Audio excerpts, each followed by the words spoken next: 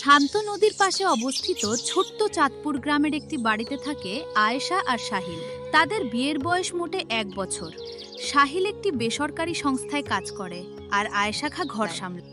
বাড়িতে সাহিলের বিধবা মা সালেহা বেগম আর ছোট বোন তানজিলা ছাড়া আর কেউ নেই। সালেহা বেগম মানুষ হিসেবে ভীষণ নরম আর শান্ত। তিনি আয়েশাকে নিজের মেয়ের মতোই আগলে রাখতেন।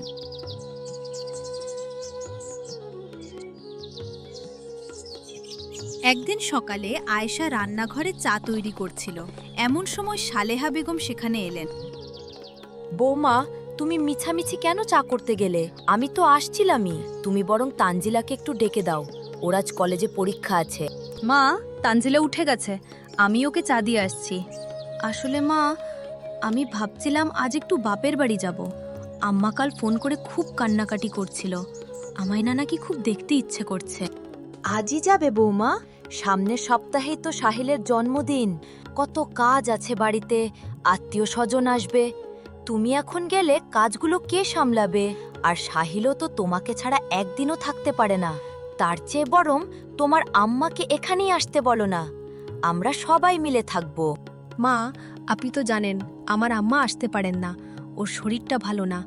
আর ভাই বৌদি আছে, ওরা তো একা আম্মাকে ছাড়বে না। আমি তো বেশি দিন থাকবো না মা, 2-3 দিনেই চলে আসব। আমি সব গুছিয়ে দিয়ে যাব, আপনার কোনো কষ্ট হবে না। ঠিক আছে বৌমা, তুমি যখন যেতেই চাইছো যাও। মাকে তো দেখতে ইচ্ছে করবেই, তবে সাবধানে থেকো আর তাড়াতাড়ি ফেরার চেষ্টা করো। তানজিলা আর সাহিল তোমাকে ছাড়া খুব একা বোধ করবে। শাশুড়ির অনুমতি পেয়ে আয়েশা খুশি মনে ব্যাগ গুছিয়ে বাপের বাড়ি রওনা দিল।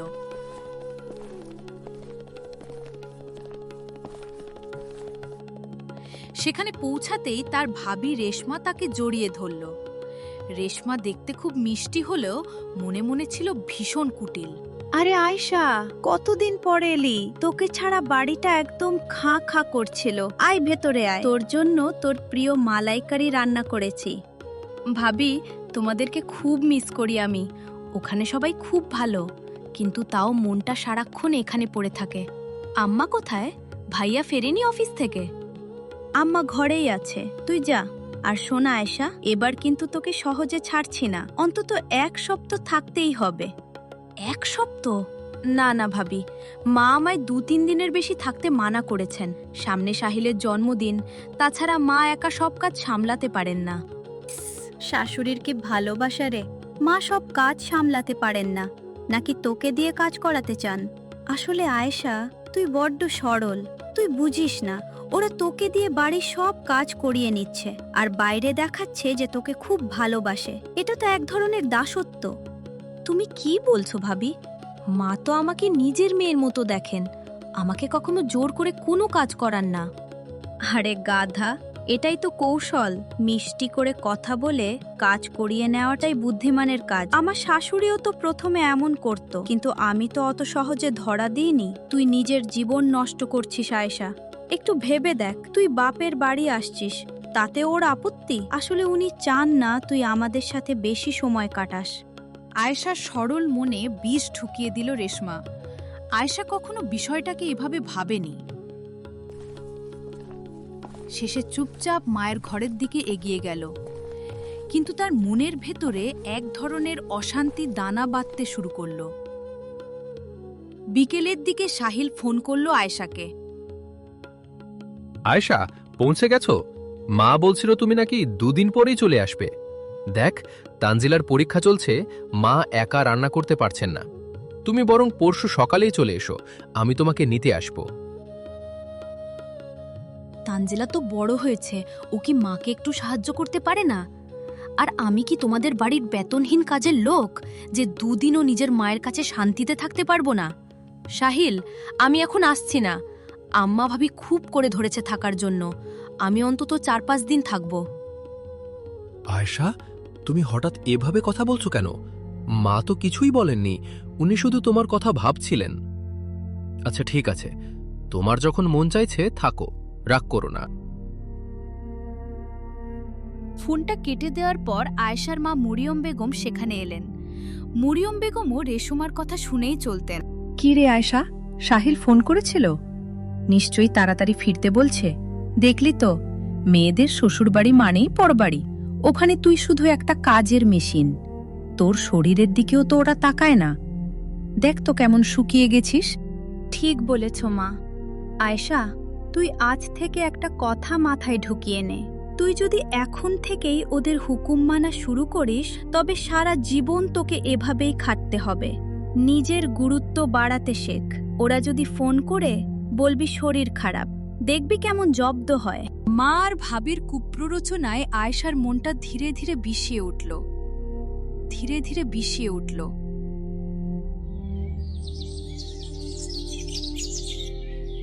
4 দিন পর যখন সে শ্বশুরবাড়িতে ফিরল, তার চোখে মুখে কোনো আনন্দ ছিল না। বাড়িতে ঢোকা মাত্রই সালেহা বেগম এগিয়ে এলেন।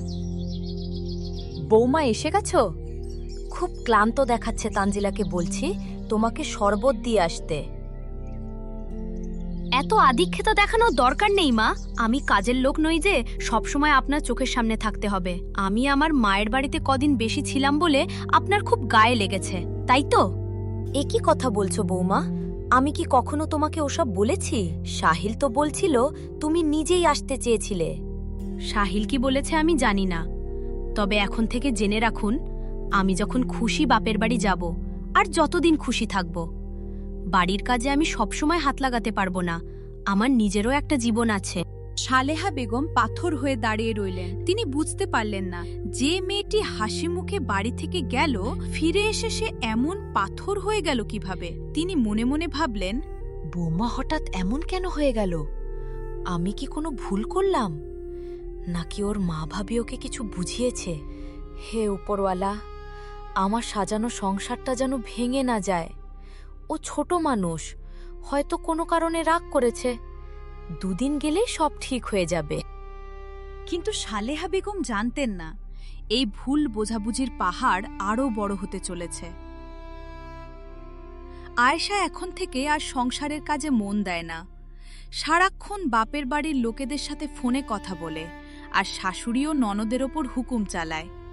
তানজিলা পড়াশোনার ফাঁকে ফাঁকে সব কাজ করে, আর সালেহা বেগম অসুস্থ শরীর নিয়ে রান্না সামলান। এইভাবেই দিন কাটতে থাকে।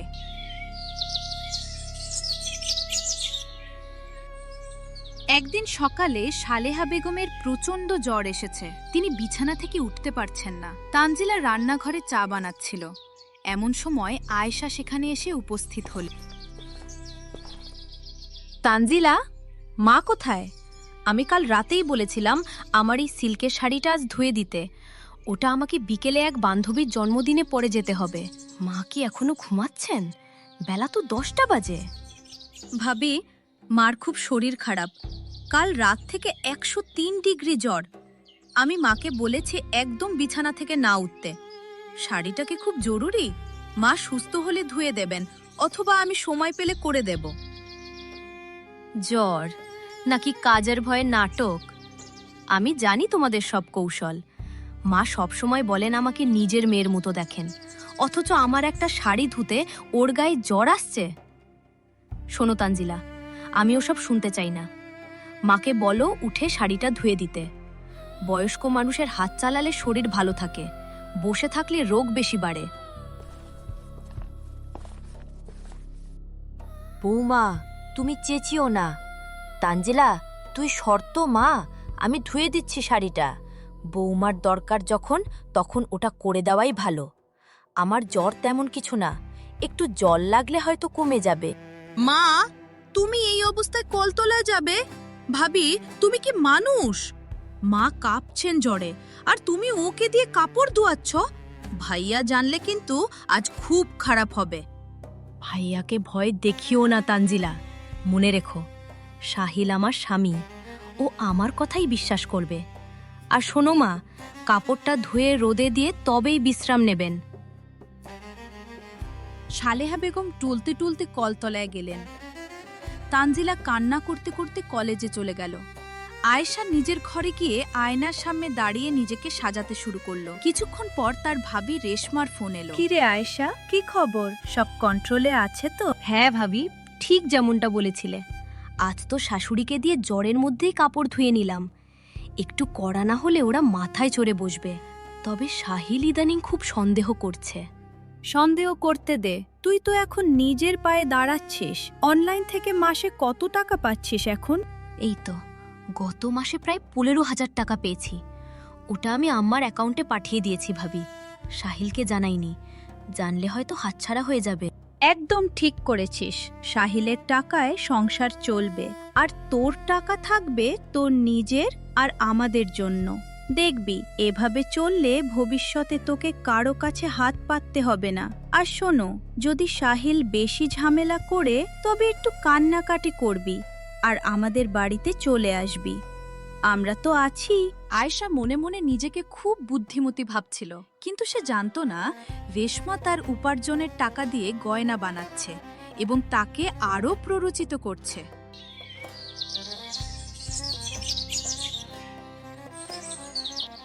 কিছুদিন পর আয়েশা জানতে পারে সে মা হতে চলেছে।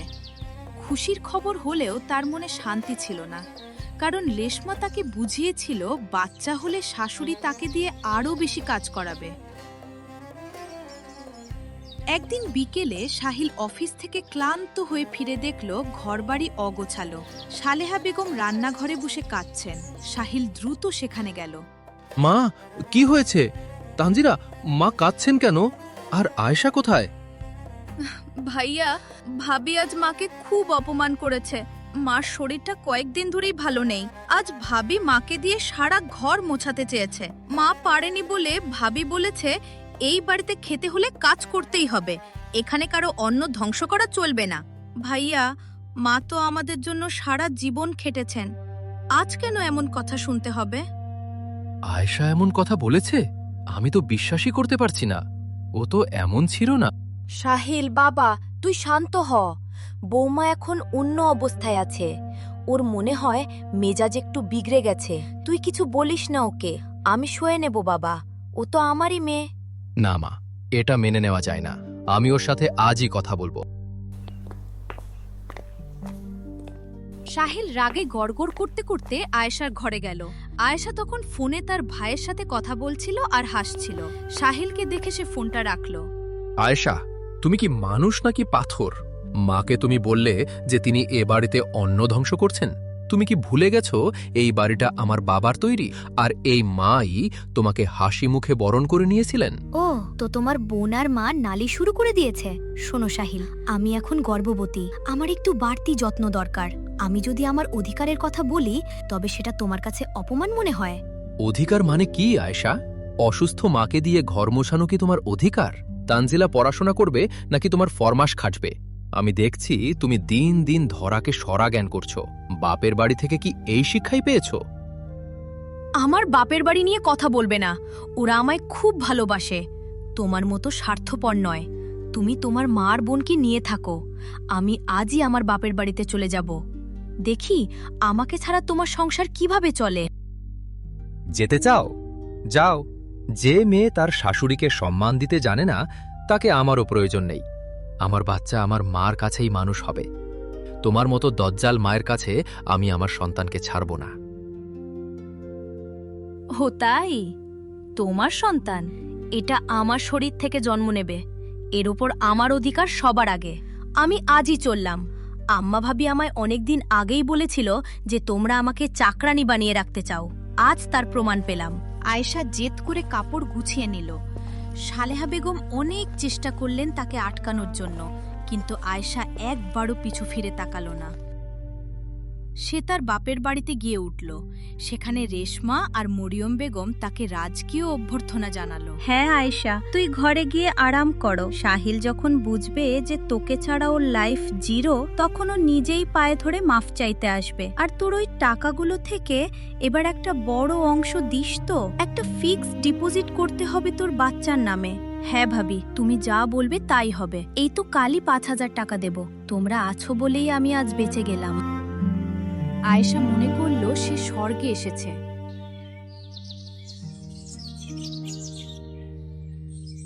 কিন্তু কয়েক সপ্তাহ যেতে না যেতেই পরিস্থিতি বদলাতে শুরু করলো। আয়েশা লক্ষ্য করল তার জমানো টাকা যখনই শেষ হয়ে যাচ্ছে, রেশমার ব্যবহার পাল্টে যাচ্ছে। একদিন সকালে আয়েশা দেখল তার ঘরে কোনো নাস্তা আসেনি। সে রান্নাঘরে গেল।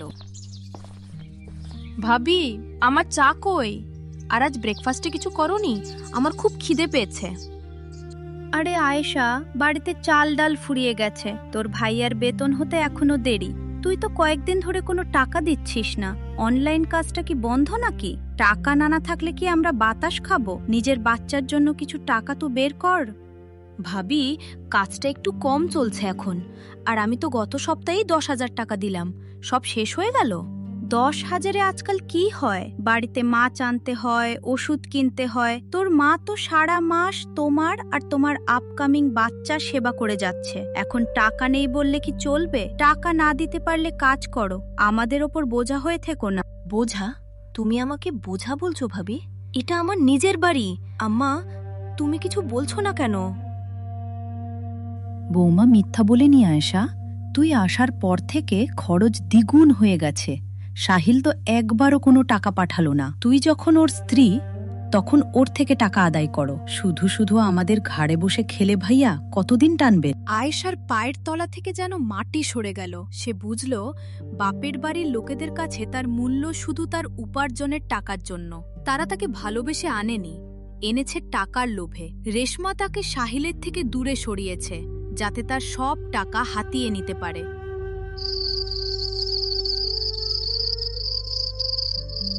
সেদিন রাতে আয়েশা একা ঘরে বসে কাঁদছিল। তার মনে পড়ল সালেহা বেগমের কথা। জ্বরের মধ্যেও তিনি তাকে চা করে দিয়েছিলেন, অথচ আজ নিজের লোকেদের মাঝেই সে নিজেকে একা মনে করছিল। হে উপরওয়ালা, এ আমি কি করলাম?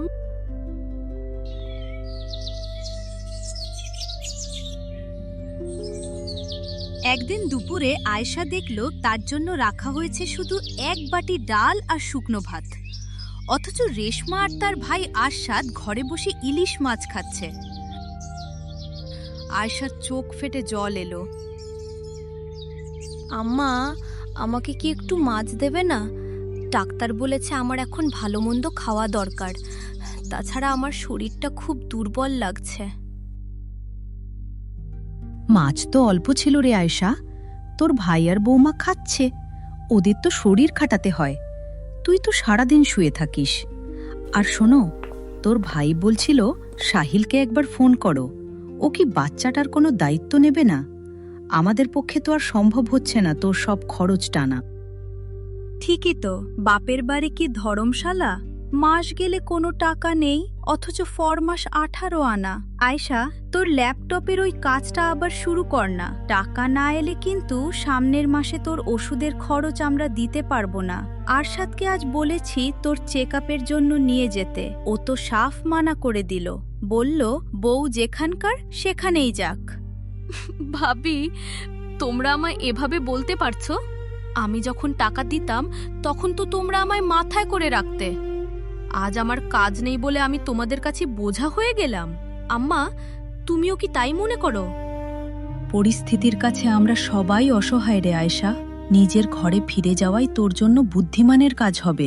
আয়েশা স্তব্ধ হয়ে নিজের ঘরে ফিরে গেল। সে বুঝতে পারল তার নিজের রক্তের মানুষগুলো তাকে কত সহজে ছুঁড়ে ফেলে দিল। সেই রাত গিয়ে ভাবছিল সালেহা বেগমের কথা। মানুষটা তাকে কখনো একবেলা না খাইয়ে রাখতেন না। সে অসুস্থ হলে মাথায় হাত বুলিয়ে দিতেন। সাহিল রাগ করলেও তার পছন্দের জিনিসগুলো অফিস থেকে ফেরার সময় ঠিকই নিয়ে আসতো। নিজের জেদ আর ভাবির কুবুদ্ধিতে সে সেই হীরের টুকরো মানুষগুলোকে হারিয়েছে। হে উপরওয়ালা, আমায় একবার সুযোগ দাও সব ঠিক করার।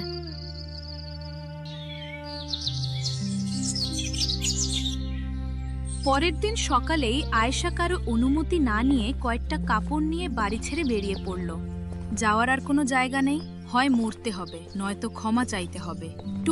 টলতে সে পৌঁছালে সাহিলের বাড়ির গেটে। ভেতরে ঢুকতে তার বুক কাঁপছিল। দরজা খুলল তানজিলা। আয়েশাকে দেখে সে স্তব্ধ হয়ে গেল। ভাবি, তুমি এই অবস্থায় একা? তোমার এই হাল হয়েছে কেন? তুমি তো কত শুকিয়ে গেছো। সাহিল কি বাড়িতে আছে তানজিলা? মা কোথায়? তানজিলার ডাকে সালেহা বেগম ঘর থেকে বেরিয়ে এলেন। আয়েশাকে দেখে ওর হৃৎপিণ্ড যেন থমকে গেল। আয়েশার সাথে সাথে সালেহা বেগমের পায়ে লুটিয়ে পড়ল। মা, আমায় ক্ষমা করে দিন মা। আমি খুব বড় ভুল করেছি। আমি আপনাদের চিনতে পারিনি। আমার বাপের বাড়ির লোকেরা আমায় তাড়িয়ে দিয়েছে মা। আমার আর যাওয়ার কোনো জায়গা নেই।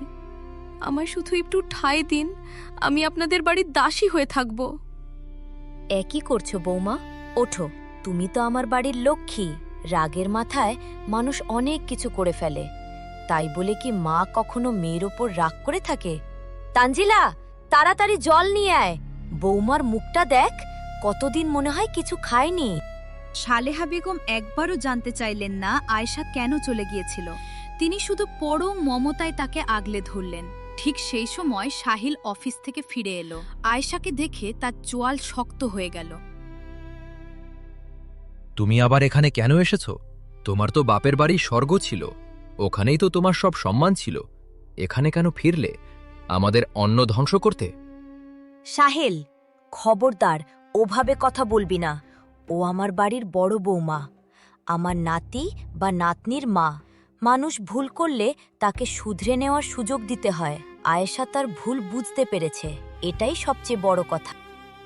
মা, ও তোমাকে কত অপমান করেছে, তুমি ভুলে গেলে? মায়েদের অনেক কিছু ভুলতে হয় রে বাবা। আমি তো ওর শাশুড়ি নই, আমি তো ওর মা হতে চেয়েছিলাম।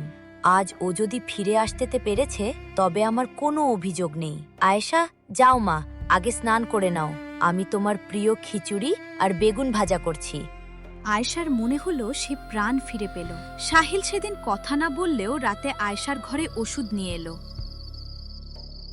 সে দেখল আয়েশা বিছানায় শুয়ে ডুব করে কাঁদছে। কেঁদো না আয়েশা, তোমার চোখের জল দেখলে বাচ্চার ক্ষতি হবে।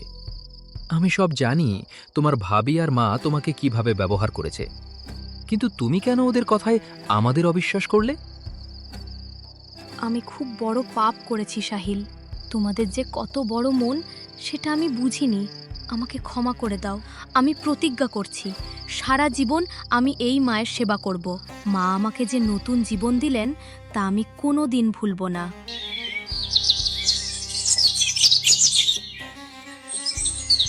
এর কয়েক মাস পর আয়েশার এক ফুটফুটে পুত্র সন্তান হলো। সালেহা বেগম নাতিকে কোলে নিয়ে আনন্দে মেতে উঠলেন। আয়েশা এখন পুরোপুরি বদলে গেছে। সে এখন সংসারের সব দায়িত্ব সামলায়। একদিন আয়েশার মা আর ভাবি সাহিলের বাড়িতে এলো। আরে আয়েশা, দেখ তোর ছেলের জন্য কি সুন্দর একটা জামা এনেছি। আমরা তো তোকে খুব মিস করছিলাম, তুই হুট করে চলে এলি। আমার ছেলের জন্য জামা আনার দরকার নেই। আমি সব বুঝতে পেরেছি। তোমরা কেন এসেছিলে আমি জানি। সাহিলের টাকা বা আমার কষ্টার্জিত টাকা আর তোমাদের সংসারে যাবে না। আমার পরিবার এখন এই মা, সাহিল আর তানজিলা। তোমরা যে বিষ আমার মনে ঢুকিয়ে দিয়েছিলে তা মায়ের ভালোবাসার সামনে হার মেনেছে। দয়া করে এখন তোমরা আসতে পারো। আয়েশার এমন কড়া জবাব শুনে রেশমা আর তার মা চুপচাপ চলে গেল। আজ সত্যি আয়েশা জয়ী হলো। সে বুঝল রক্তের সম্পর্ক সবসময় আপন হয় না। আপন হয় তারাই যারা নিঃস্বার্থভাবে বিপদে পাশে দাঁড়ায়। সালেহা বেগমের স্নেহ আর সাহিলের ক্ষমায় আয়েশার ভাঙা সংসার আবার জোড়া লাগল। তখন আয়েশা মনে মনে বুঝল এটাই আসল শান্তি।